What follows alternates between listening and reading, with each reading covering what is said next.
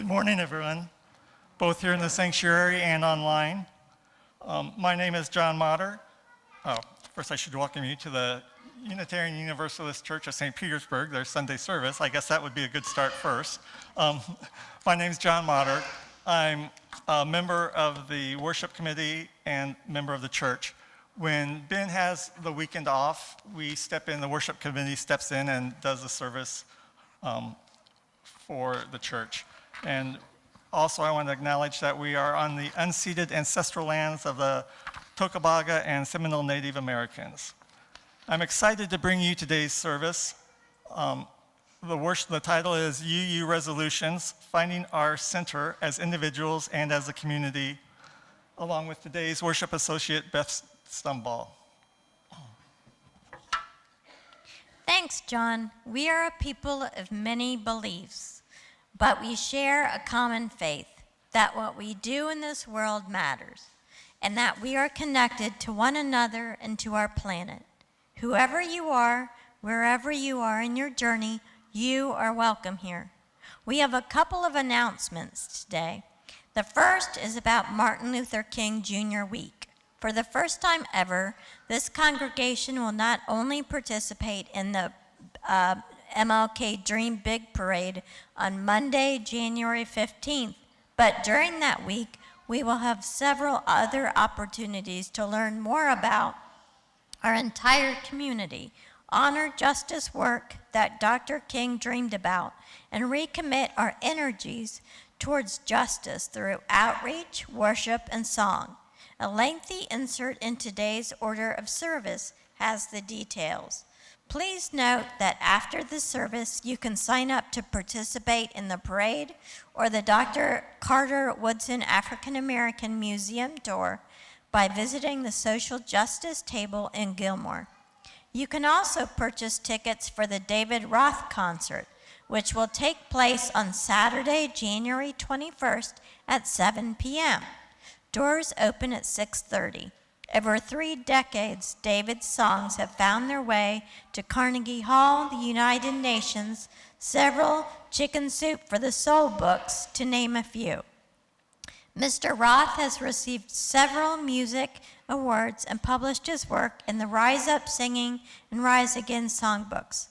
Pointed to improbable, holistic to hilarious, the Chicago native rejoins us in person for a concert to remember. Also, this is a fundraiser for UU St. Pete. Let's build community and support justice together while having some fun. Thank you, Beth. Our second announcement is a reminder that we will have a food collection for one of our refugee families next week. The food will be for Santa's family. In terms of what to bring, well, she has 4 teenagers who pretty much enjoy what all teenagers enjoy. Just make sure any food items are non-perishable. And then a third announcement is to save the date for January 22nd. There'll be a congregational town hall at noon here in the sanctuary called Healthy Congregation, Let's Talk About Money. Our UU treasurer, Trish Birch, and board president, Rebecca Wilson, will fill you in on the current state of the church budget and answer questions about the future. Now, I want to give a special welcome to any newcomers. If you want a church where we believe that climate change is real, where Black lives truly matter, that it's okay to say gay and be LGBTQIA+, I have good news for you. You may have found your church home. Now, if you are new to UU St. Pete, or even relatively new, can you give us a wave? Great. Welcome, everyone.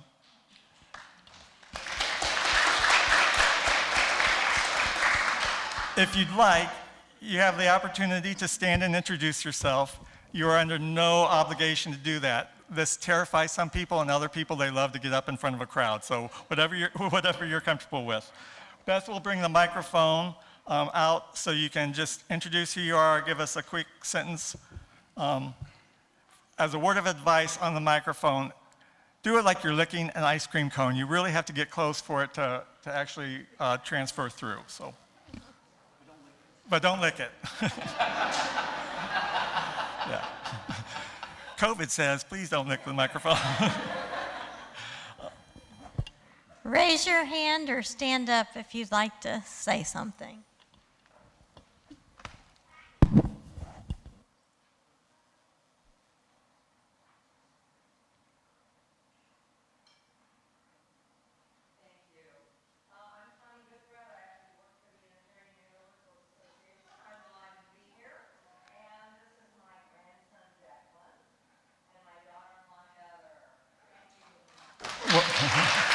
Welcome.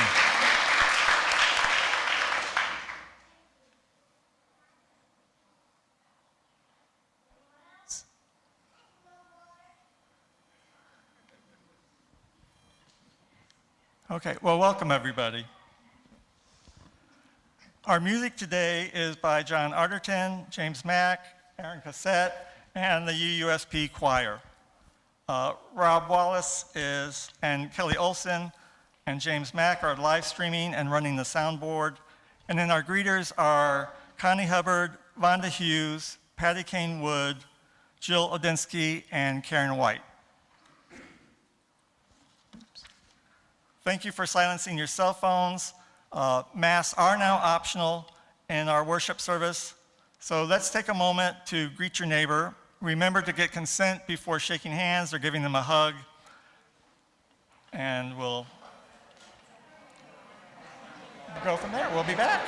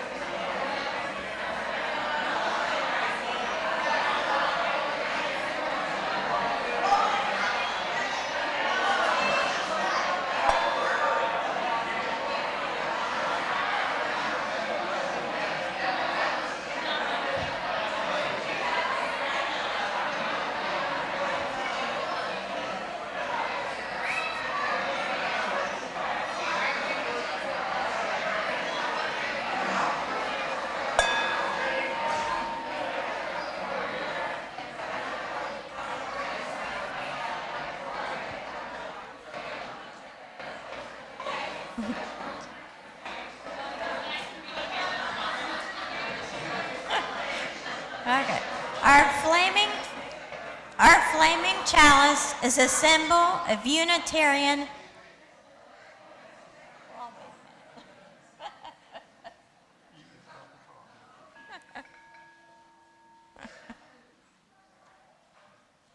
Our flaming chalice is a symbol of Unitarian Universalism. It is a symbol of hope, the sacred, the quest for truth, the warmth of community, the light of reason, and so much more. When John lights our chalice, I invite you to say our covenant out loud. The words can be found in the text chat. Feel free to follow along with the two hand movements. Love is the spirit of this church, and service is law. This is our great covenant, to dwell together in peace, to seek the truth in love, and to help one another. Now please rise as you are willing and able for our first hymn. Sorry. It's Love Will Guide Us. It's number 131 in the gray hymnal. Yes.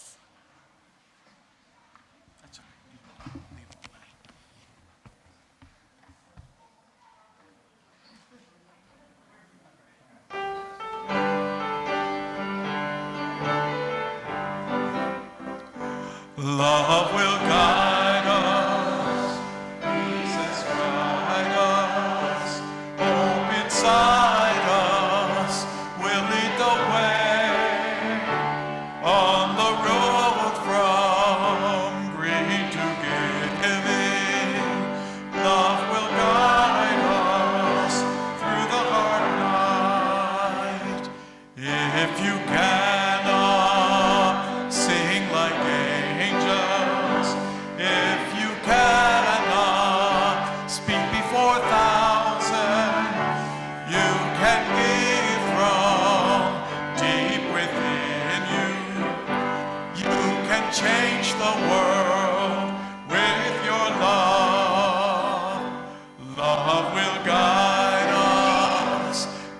peace has dried us, hope inside us will lead the way on the road from greed to giving.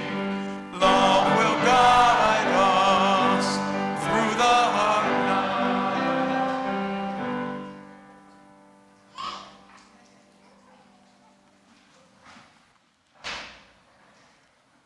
Now's the time for all ages. If there's any kids that want to come forward.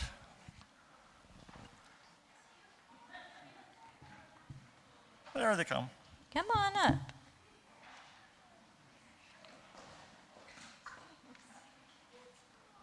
Why don't we... Hello, how are you doing? You're going to see in just a minute.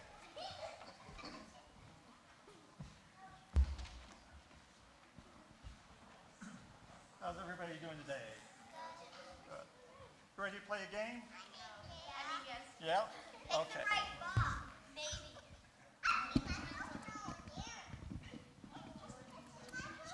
I can use this one. So the game we're going to play is called Let's Pretend.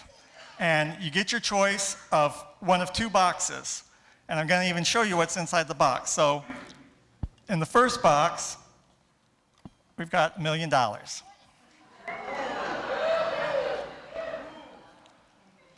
In the second box, we've got a lot more. There's 10 million in the second box. But here's the decision you get to make, and you don't have to answer quite yet.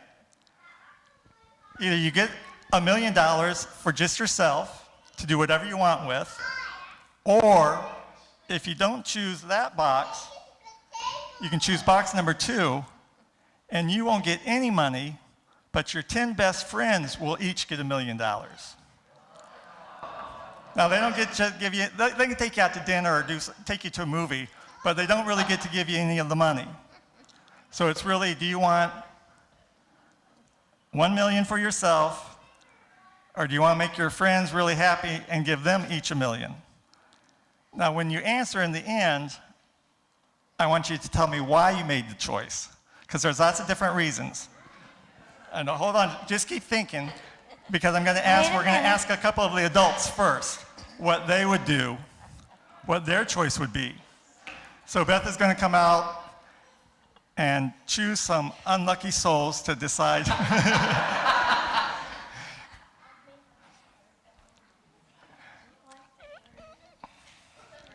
Yep, nope, yep. Oh, sure, I'll answer. Hello.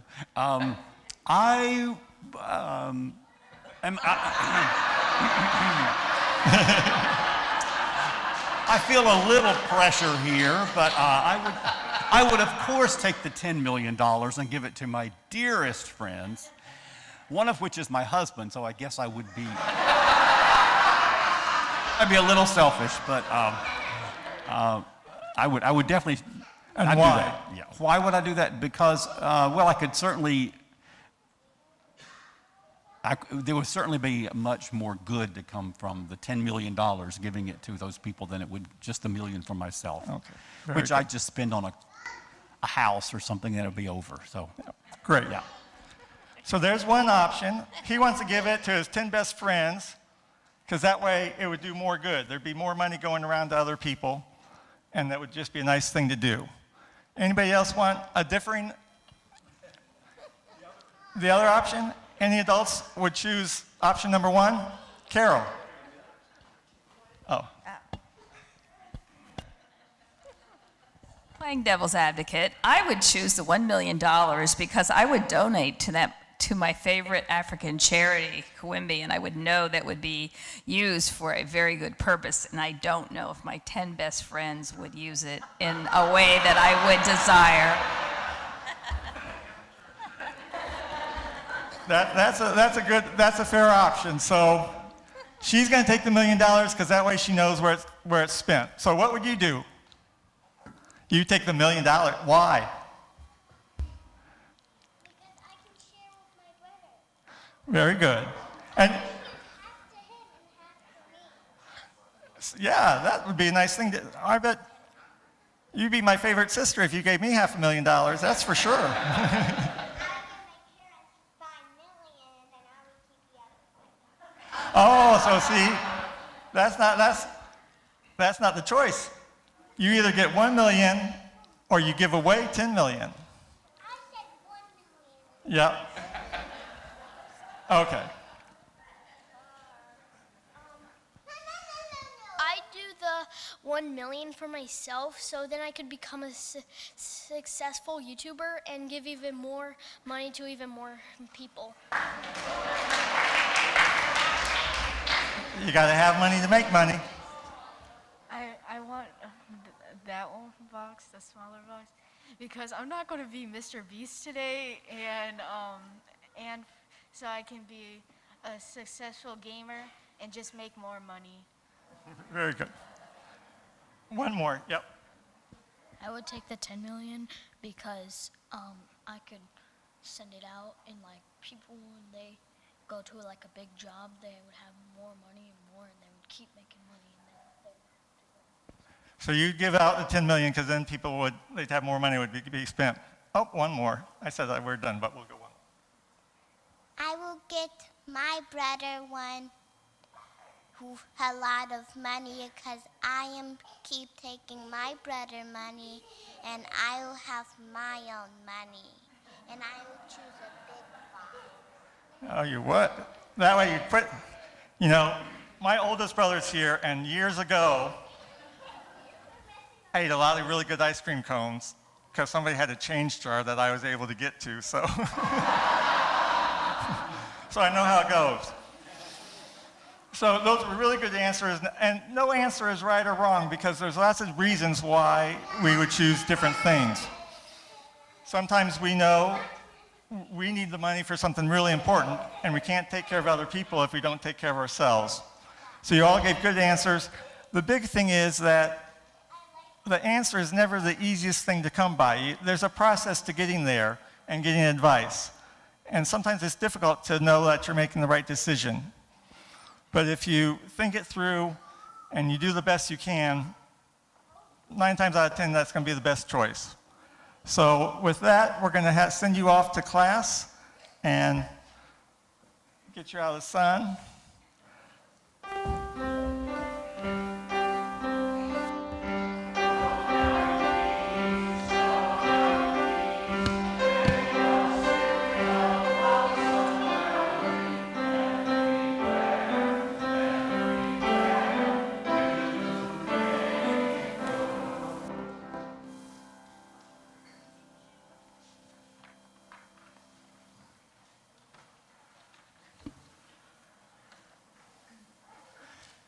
It's always iffy when you've got props if they're going to work or not, so hopefully.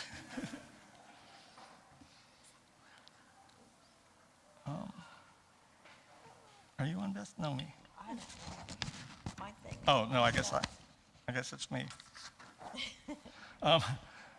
Now's come to the time in the worship service for joys, sorrows, and concerns. This service is being brought to you by YouTube. So please type your joys and sorrows into the text chat. This sun is cooking me. If you have a joy, sorrow, or concern, you can submit it during the week to Reverend Ben at minister@uustpete.org. If you prefer to have it remain off of YouTube, just let him know when you submit it. Right now, Patty Kane Wood is going to place stones in the water for each of the ones that are red. Uh-oh. She was going to. She disappeared. Yeah, Reverend Ben would be great. She's also a greeter, so she's probably doing, oh, never mind. Here she comes. And there are some cards in the back of the pews. If you wanted to add a joy and sorrow, you've got a couple quick minutes to write one out, and we'll come back and pick it up. Yeah, just pass them forward, or I can come get it if you hold it up. Okay, if you have one as we read, you can just bring it up.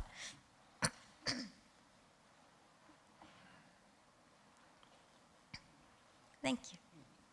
A stone of hope and encouragement for Natalie Bantz. She is having a final job interview this week and would appreciate everyone's prayers, well wishes, and intentions.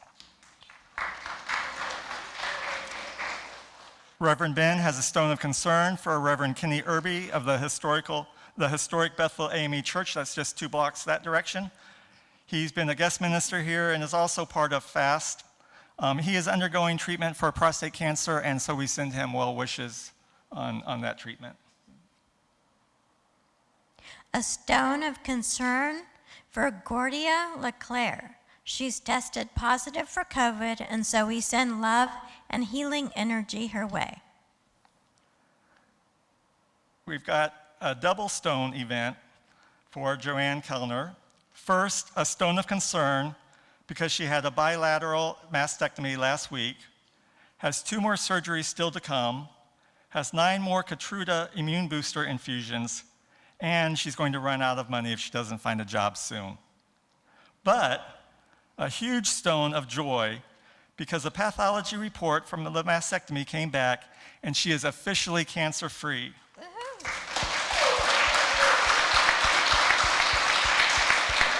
And just as a testament to her spirit, that message came from this cutest little cartoon alien in a flying saucer that hopes our days are out of the world.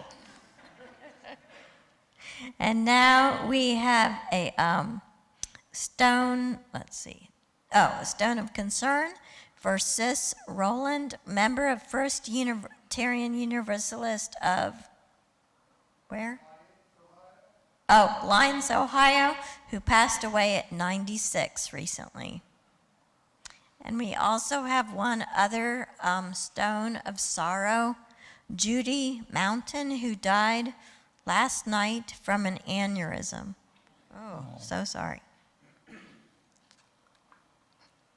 May we bring to mind and hold close to our hearts all those known and unknown who are facing life challenges.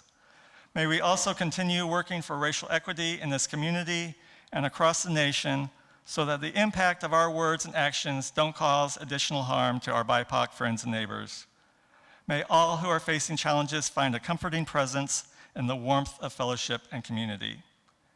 And we'll place a final stone for those joys and concerns that remain in our hearts, perhaps too tender to be spoken out loud. The mystery is that we are connected, even when we feel apart. Let us rejoice in our beloved community that makes of the many one. So may it be. Before we sing Spirit of Life, let's take 1 minute of silence. You can use this time for prayer, for meditation, or simply to be silent with others around you.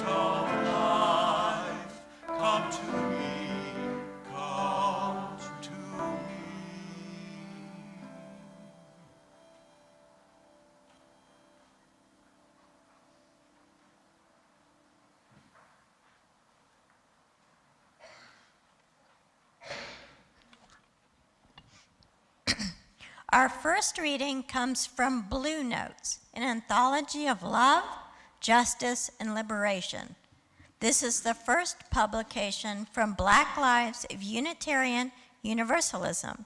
It's a rich and profound collection that amplifies a Black Unitarian Universalist perspective and worldview. This piece on Blues Notes and Resolutions was written by Elias Ortega. Have you heard B.B. King rifling with Lucille?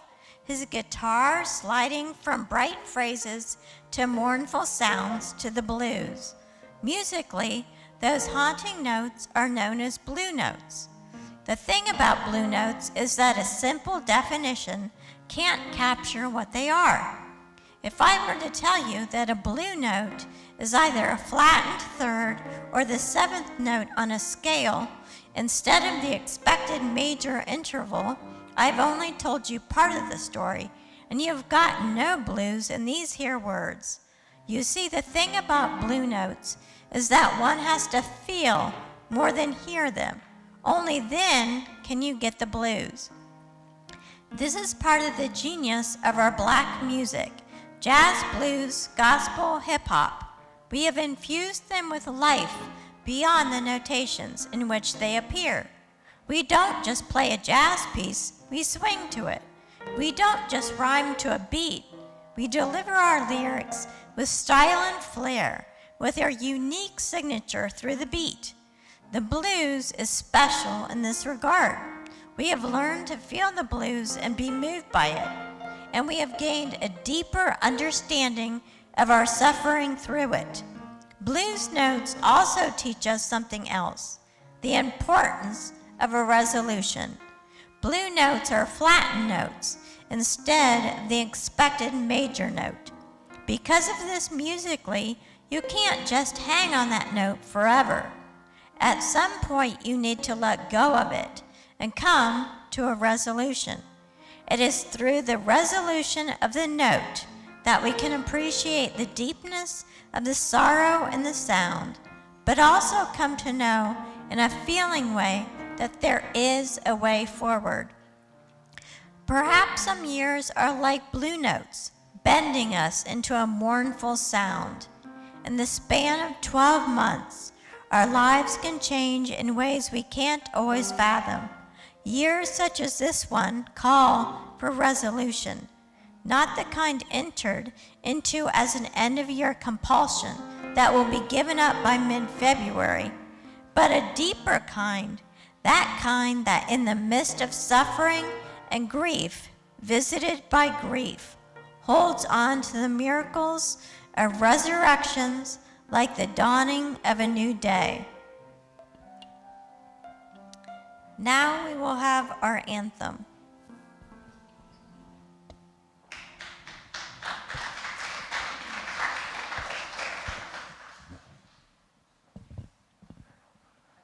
I can kind of illustrate that. The choir's going to sing a wonderful piece with words from Chinese proverb dating from 900 something. If you look at the music score, it says, "When there's light in the soul." Ba, ba, ba. But if you were going to sing a blues, you'd go, "When there's light in the soul." Oh. It's kind of halfway between major and minor, although on the piano you can't play a note that's in between, but when you sing, you can. So anyway, we're ready.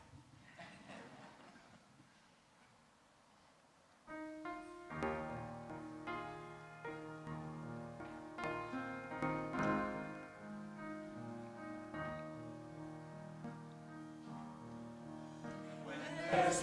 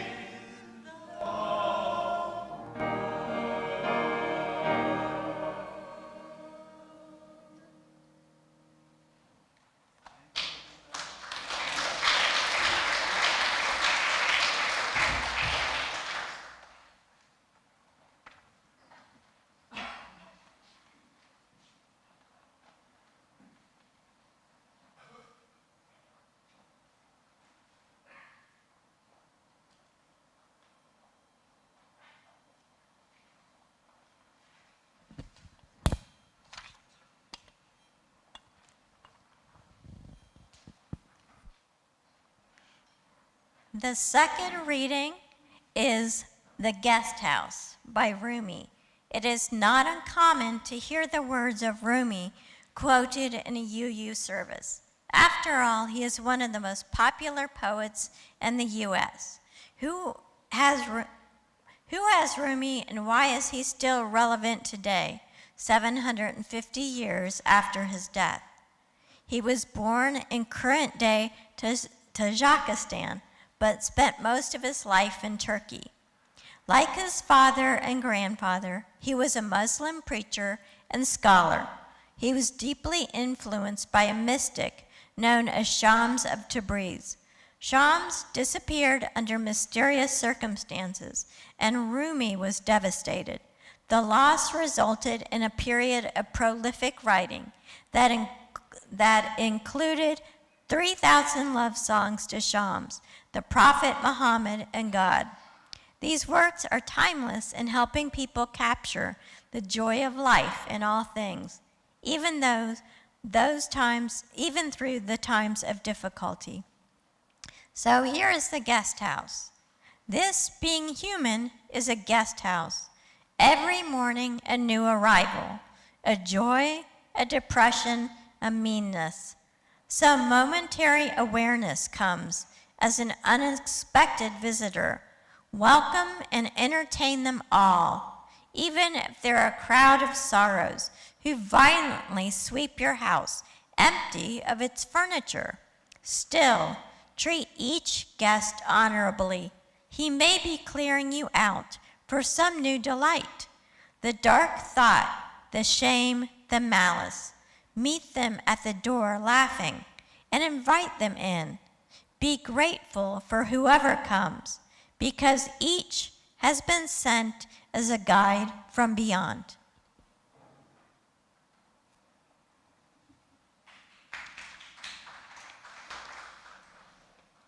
I've got to move a little bit with this.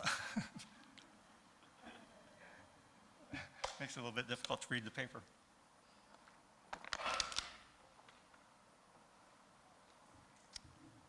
So, doing a reflection on New Year's resolutions seems pretty easy at face value. On January 1st, I promise that I'm going to go on a diet and exercise some more. I'll be the new me that I've been dreaming of being all year long.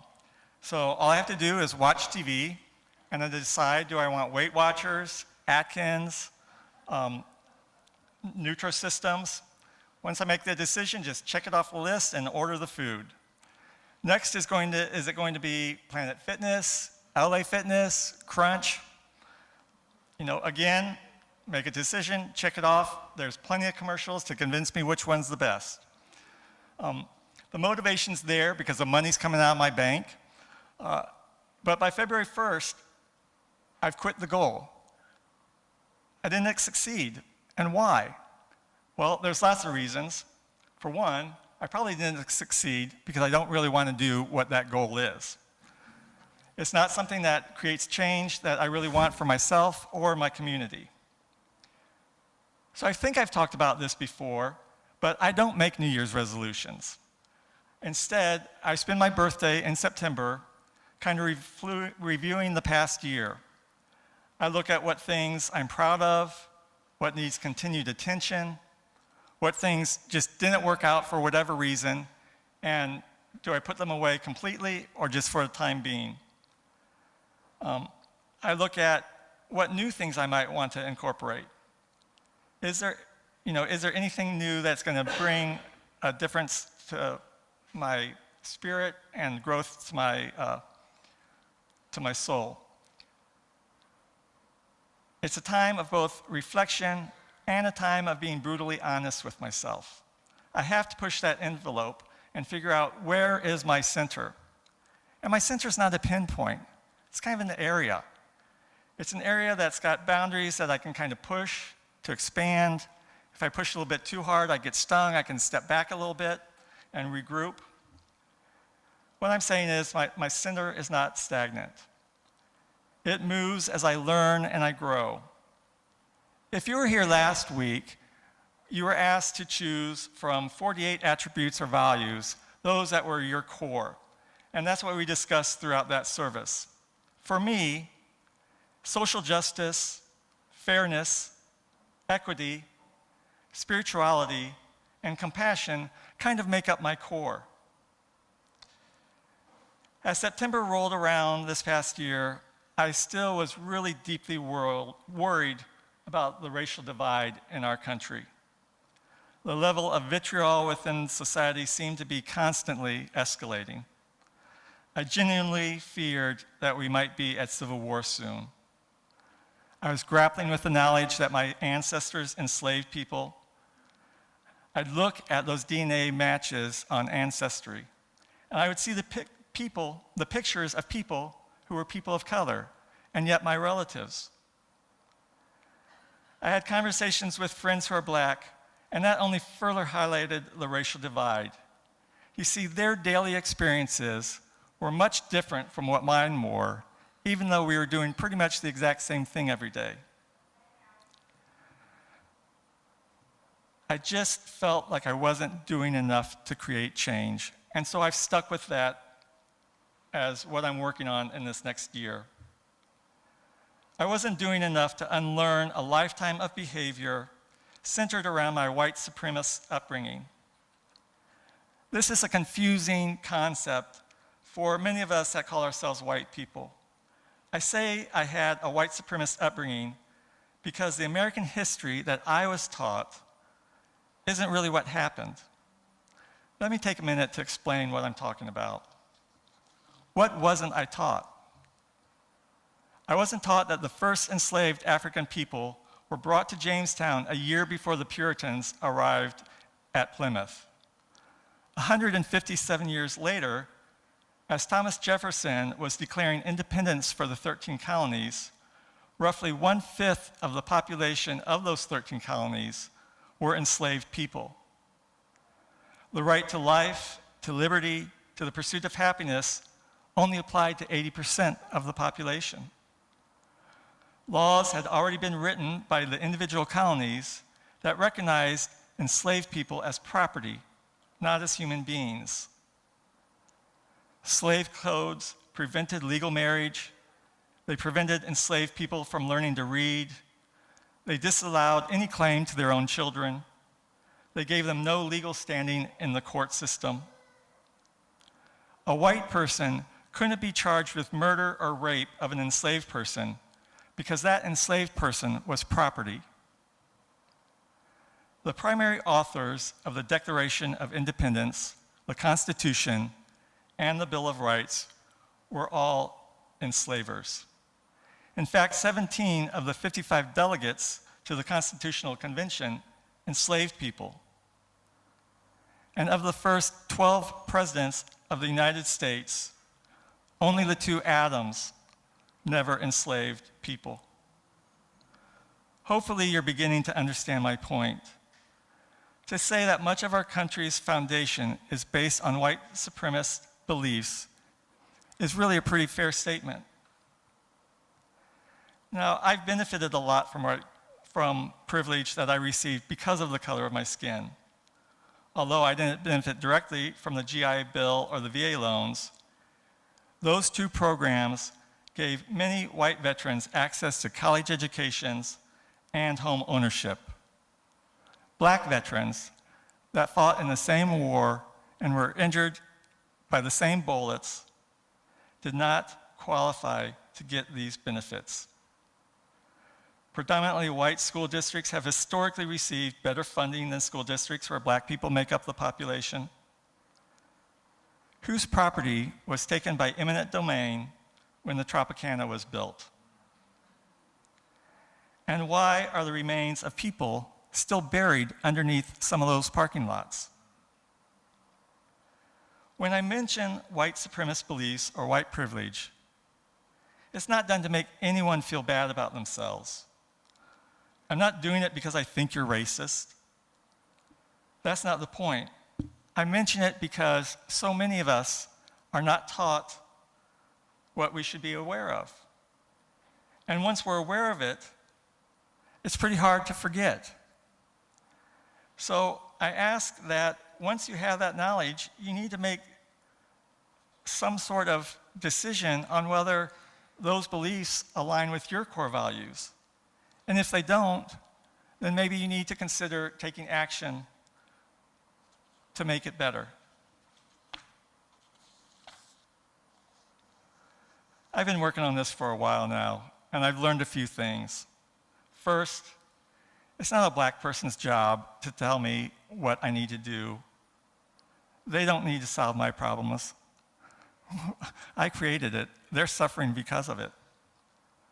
I shouldn't have to ask somebody to do the work I should be doing to figure out how to create change. Second, I'm never going to reach the end of this work. We never get there all the way. We make progress, but we can spend a lifetime trying to create change, and there's always going to be more change to be made. And third, I'm going to make mistakes. They should happen less and less, but I'll surely make them. I'm human. Naturally, I feel bad about it, but I don't get to make those mistakes about me. It's about making amends for the harm or hurt I caused. At the very least, I must apologize. And I don't start an apology by saying, I'm sorry, I didn't intend to hurt your feelings. That's simply not an apology. That's making it about myself. An apology is made when you say you are sorry and you mean it. I hurt them. I have to apologize. Here's a really good example. I have to apologize to all of you for something that I said in a service several months ago. I didn't realize I even said it until in a meeting with Reverend Ben, it came up in a discussion that we were having. In my reflection for Juneteenth, I kept using the term blacks rather than a person who's black or an African American or people of color. Of course, that term was jarring to the person that made the comment to Reverend Ben. I should have known better. I had taken away the fact that I was referring to people, to human beings. Instead, I reduced them to a color. I dehumanized all black people from the pulpit here at the church. We say we are welcoming, that we welcome all here, but my choice of words that morning was not welcoming to all. I apologized to the individual, and we had a brief conversation. I said I would do my best not to ever repeat it, and hopefully I won't. Now, about a month ago, Rebecca Wilson and I took part in a 2-day training called Courageous Conversations Beyond Diversity. It was really a fantastic training, a tough training, but a fantastic one. The purpose was to learn how to have difficult conversations on race without getting defensive, without walking away, without leaving more hurt feelings. Really, conflict resolution is what it was. On the second day, we were asked to sit knee to knee with somebody of the opposite race. We had to talk about a time where we said or did something that was racially inappropriate. We had to come clean. There was no feedback to be given. It was just a chance for us to practice saying something we had done. So we each did that. It seemed weird, it felt weird, but I survived. Then, the next half of that exercise was to tell another mistake, but to get feedback from the person that we told. So my partner in this process was Carla Bristol. Many of you know her because she heads up the Southside Bridge program. And so, as we sat knee to knee, I told her the story I just told you. When I was done, she paused for a second, and she said, you know, there were other people that heard that reflection that day. Do you think you might have done some harm to any of them? Duh. You know, it had not crossed, my thinking had just not gone there. And so, yes, I probably did. And so today, I sincerely apologize for any harm that those words caused any of you. I hope you can accept my apology and know that I'm working to unlearn behaviors so as not to repeat them again. If you're looking for a way to create meaningful change, working to expand racial justice, we could use your energy. It's a lot of learning that you don't know because you don't know what you don't know. Read the Widening the Circle report put out by the DUA. Excuse me.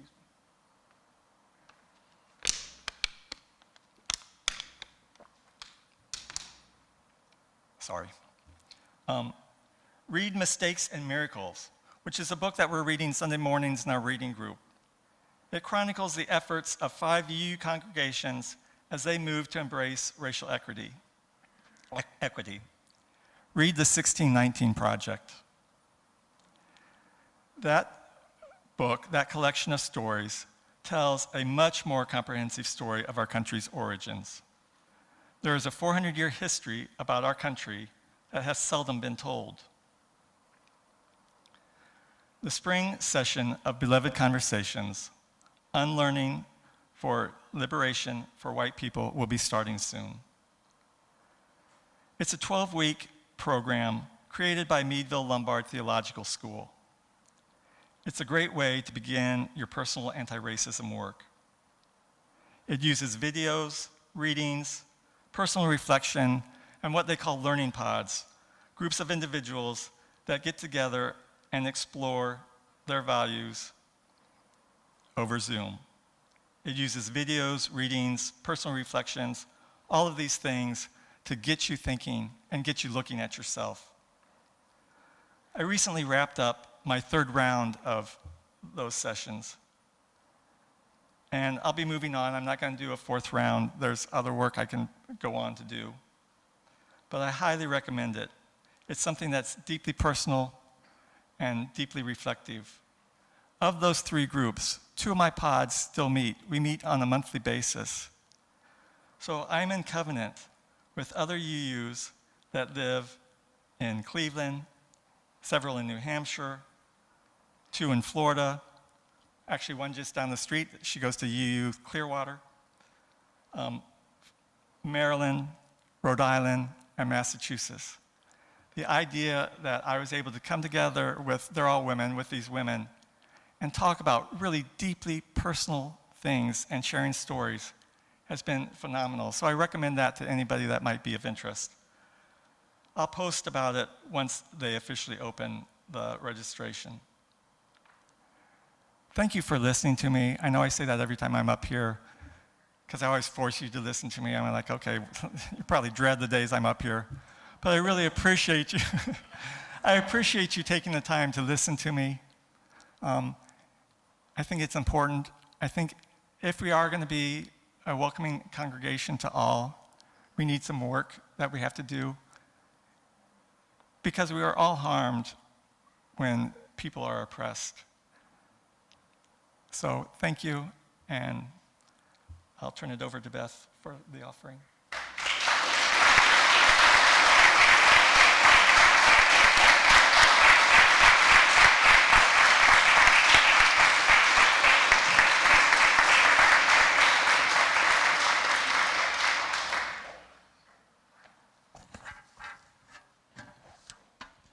Thank you so much, John. When you know better, you can do better. And I think that all of us can always learn and do better. Now let us remember our connection to one another, and let us not forget our contributions to support the means to these connections. The link to give online is in the description box below your screen. You can also donate through the Vanco Faith Engagement mobile app or on our website. under the Giving tab at uustpete.org or by sending a check to the church office. In the sanctuary, the offering will now be given and received.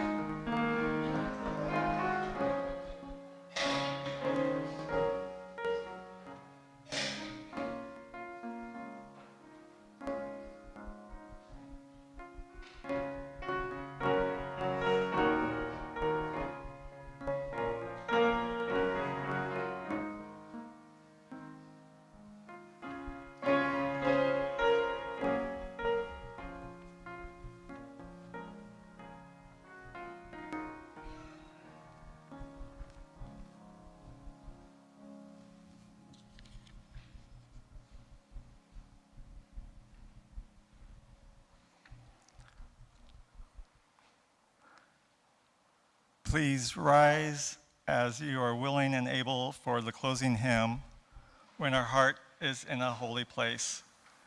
It's 1008 in the Teal hymnals.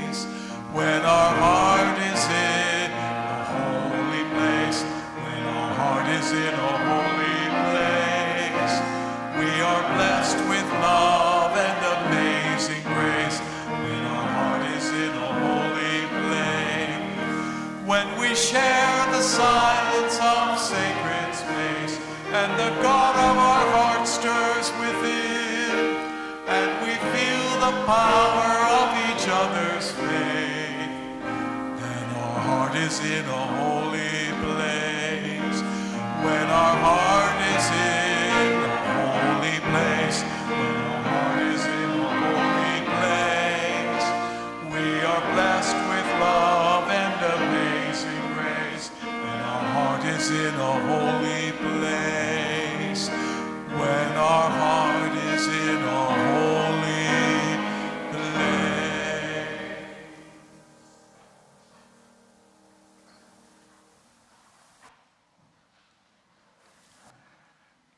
Before we extinguish the flame, I want to share these words from Reverend Rosemary Bray McNatt, president of the Star King School for the Ministry.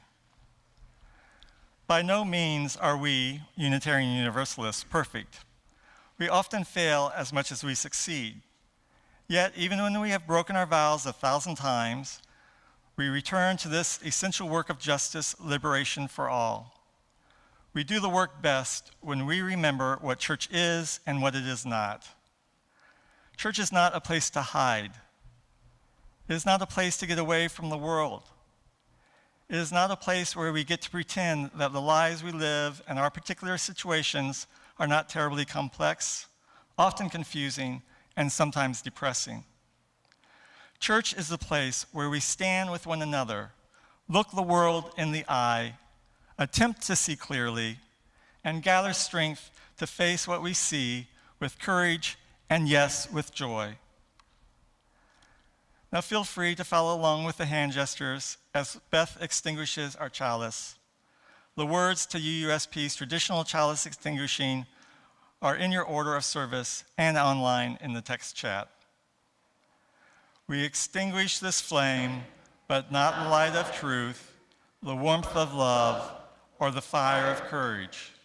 These we carry in our hearts and out into the world. Go in peace. Thank you, everyone.